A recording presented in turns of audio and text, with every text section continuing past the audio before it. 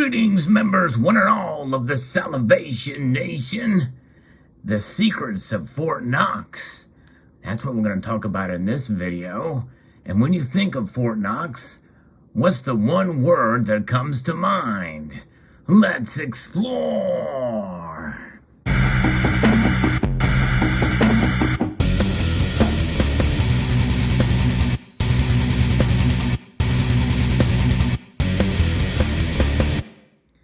You know the answer to that. It's gold. Gold is the one word that unifies us all with regards to Fort Knox.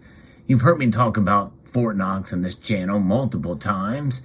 But the question is not that that word is associated with Fort Knox or not. We know that's the case. It's whether or not the gold is really there.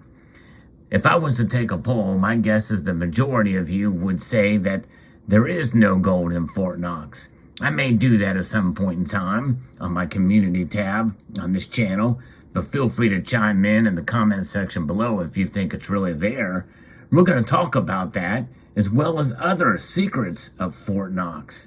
I'm going to be referencing a couple of different articles here, one by MoneyWise that talks about this. What's really inside Fort Knox? And the golden secrets of the U.S. Bullion Depository revealed. So we know in folklore that Fort Knox has been glorified and featured in movies like Goldfinger, James Bond flick, and also an old cartoon when Bugs Bunny tricks Yosemite Sam into digging up some gold bars and getting arrested. I didn't pronounce Yosemite right. Yosemite, yes indeed. But what do you really know about the U.S. Bullion Bunker in Kentucky? The Fort Knox Gold Vault is one of the most secure and secret places in the United States. Because few people have ever gotten inside, the gold depository is a subject of fascination and speculation. And we're going to talk about 10 things that we know and some we don't know about the vault. And I think a lot of the secrecy behind the vault has speculated a lot of conspiracy theories out there. And the way I look at it is I think it's good to question, to wonder what's going on. I believe that there should be an audit of the gold bullion depository in Fort Knox, and it should be transparent. So here's the first thing. If you really believe it, it holds tons of gold. Fort Knox currently houses 147.3 million ounces of gold. The government says that the bullion has a book value of $6.22 billion, but that is based off of $42 an ounce. However, that's based off this fixed price that officials set in 1973. Based off of the current market value of gold, the reserves of Fort Knox are worth far more impressive, about $270 billion approximately. Much of the gold in the vault is in the form of 27-pound bars known as good delivery bars, and there's a percentage of them that are actually gold coins. And there may be some rare coins or some other kind of coins, but nonetheless, these are examples of bullion coins that the United States Mint produces, the eagle and the buffalo. At one time, the point of having all the gold was to provide backing for U.S. currency. Oh, those were the days when the gold in the vault of Fort Knox was used to back the currency. But the dollar was taken off the gold standard completely in 1971, but really the start of it happened during the Bretton Woods Agreement in 1944. So is the gold really in there? That is the golden question. So why does the U.S. hang on to its gold stash if it really is there? Just in case we need it, is the explanation of a former Federal Reserve Board chairman. A conspiracy theorist have insisted that the government secretly sold off the gold and that the gold bars are actually tungsten bricks painted to look like precious metal. There's no way for outsiders to say with absolute certainty if there's really bullion or if it's all just bull. Over the years, there have been few audits to test the gold or inventories to count it. But in 2017, and some of you may remember on this channel I posted this story, Secretary of the Treasury Steve Mnuchin led a rare visit by outsiders to peek at the gold reserves inside the Fort Knox vault. He was accompanied by Senate Majority Leader Mitch McConnell, and the two of them were photographed holding the gold bars. And by the way, those photographs were photocopies of actual photographs. They weren't the original photographs, and they're very grainy looking. It's really was unusual and speculated more questions than answers. Afterward, Mnuchin had an answer for the conspiracy mongers. It really wasn't much of an answer, by the way. Glad gold is safe. That's all he said. So basically, we had to take his word for it that it was there. The last time Fort Knox had opened its vaults to civilians was more than 40 years earlier. A congressional delegation and some journalists got a look at the gold in 1974. That was probably the most transparent visual that we had of the gold in Fort Knox, and even that didn't answer a lot of questions. Only one U.S. president ever got inside to see it. That was President Franklin Roosevelt, commissioned the construction of Fort Knox in the mid-1930s, reportedly because the Treasury worried that U.S. gold reserves weren't safe from an enemy invasion. Later, Roosevelt became the only U.S. president ever to set foot inside the gold vault's titanic walls. He traveled to Fort Knox to make an inspection in 1943, about 7 years after construction on the vault was completed. And I'm actually kind of surprised that Donald Trump would not have wanted to see the gold at Fort Knox, because Donald Trump, before he became president, actually rented space out in Trump Tower to APMEX and accepted a deposit of a couple of kilo gold bars for the space, for the rental of the space. So Donald Trump is one president who definitely appreciates gold. In fact, it is aligned some of his very elaborate furnishings in his homes, and also he appreciates it as a metal. So it really did surprise me that the president himself, during his time in the Oval Office, did not make a trip there. Mnuchin did, though. So the next thing we know about Fort Knox, this is definitely true, that is one strong, beefy building. It contains 4,200 cubic yards of concrete, 16,000 cubic feet of granite, 750 tons of reinforced steel, and 670 tons of structural steel. The cost of construction in the 1930s was a mere $560,000. Imagine what it would be worth today.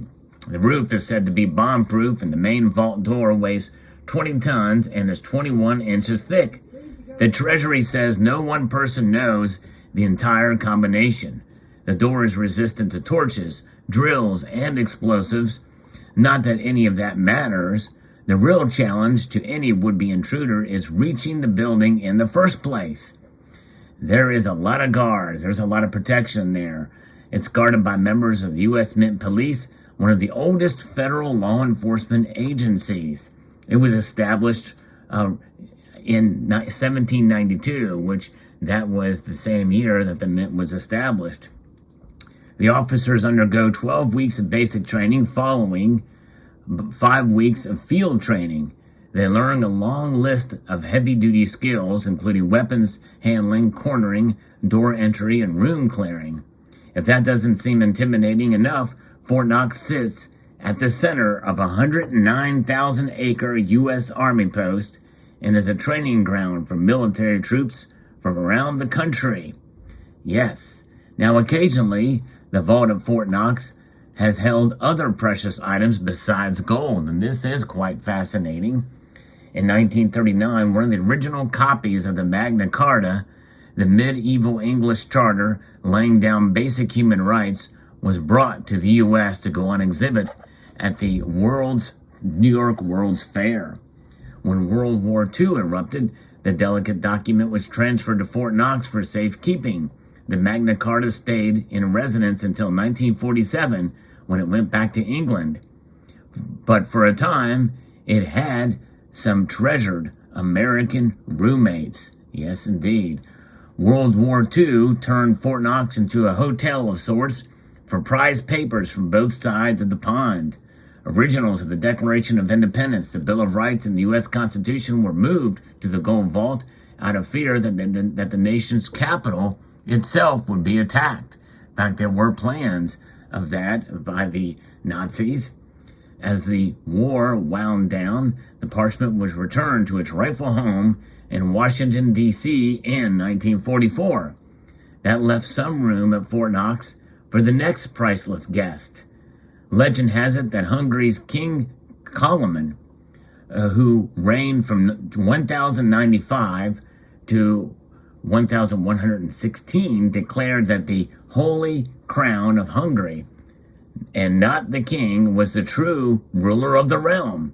During World War II, the crown was whisked out of Hungary to protect it from falling to the clutches of the Nazis or Soviets.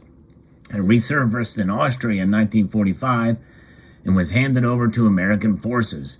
The U.S. government brought the crown to Fort Knox for safekeeping, and it remained there until 1978, when it was returned to Hungary by a delegation led by U.S. Secretary of State Cyrus Vance. And it has also been America's medicine cabinet. What else has Fort Knox held? Besides gold and historic artifacts, how about a hoard of drugs? Morphine sulfate, to be exact. During the Cold War, the U.S. military wanted to be certain that it had a healthy supply of pain medications in case foreign opium sources ever got cut off. So in 1955, Fort Knox opened its doors to tons of opium. The government spent millions refining the stuff into morphine in 1993. It's still stored at Fort Knox, still there, alongside the gold. That is, if you believe that gold really does exist. And that is kind of the next question that people ask, what about it? By this big place, it's hard to know for sure. Few people have been inside Fort Knox, we know. When the U.S. finished building Fort Knox in 1937, the gold was shipped in on a special 9-car train manned by machine gunners and loaded into army trucks protected by a U.S. cavalry brigade. And the fort has been pretty much off limits since then. U.S. Mint spokesman said that in an email statement that the accounting from KPMG, which audits the Mint, has been present at the vault at Fort Knox. The Mint won't comment on exactly how much gold is there, though. And Ron Paul, a 2008 presidential candidate, we know for his libertarian streak, to have a look around, Paul introduced a bill to audit the Federal Reserve, which includes Fort Knox's gold. My attitude, let's just find out what's in there, he says. That's really not an unreasonable request in my view. Despite conspiracy theories to the contrary, no serious Fed watcher thinks Fort Knox is wholly goldless. Not even Paul. The push by Paul and a conspiracy theorist group known as the Gold Antitrust Action Committee, GATA for short, is open to Fort Knox's 22-ton door is more about their loathing of the Federal Reserve and its purported growing powers. The gold market is being manipulated by the Fed, says GATA spokesman Chris Powell. It's involved in gold swap agreements with foreign banks. Gold is a major determinant of interest rates. Yes, indeed. And so we know Fort Knox is important, and so we'll see. Now, some people think that we should sell off the gold that we do have, and like what Canada did. And by the way, what are my feelings about gold in Fort Knox? Is it there? I believe it is. Yes, indeed. And the reason why I believe it is because there was a former U.S. Mint director, Edmund C. Moy, who actually did go to the vault and did see it. And some people say, well, how can you trust a former government official? Well, I think that Edmund C. Moy is really more one of us, and he is probably one of the most admired Mint directors for his true love of gold. And he is the one that actually championed and spearheaded the 2009 ultra high relief gold double eagle. And so I believe him in his view about the gold being in Fort Knox. He also comes from a family that was persecuted in China, and he utilized gold to help escape the bad things that were happening there. And so therefore, I think that, as a true patriot for the United States, and his actually have been there and seen it, I believe that when he says that the gold is there. But really, we have to just have faith on what we're being told to some extent, to some degree, when it all comes down to it. Should there be an audit of the Federal Reserve System, the Federal Reserve, and the gold vaults, all of them? Yes, indeed, there should be. It should be as transparent as possible. Notwithstanding, no matter how transparent you make it, there will always be some who will doubt, who will question the findings, just as has been the case. That's human nature, and it has been the case for thousands of years. So there you go. Let me know what your thoughts are on this subject. Very interesting indeed. Gold in Fort Knox. Gold that you see here shines bright, and I think it shines bright in Fort Knox. Let me know what your thoughts are in the comment section below. Would like to extend a multitude of gratitude to you all for taking the time to watch, and encourage you to please rate, share, comment, and subscribe.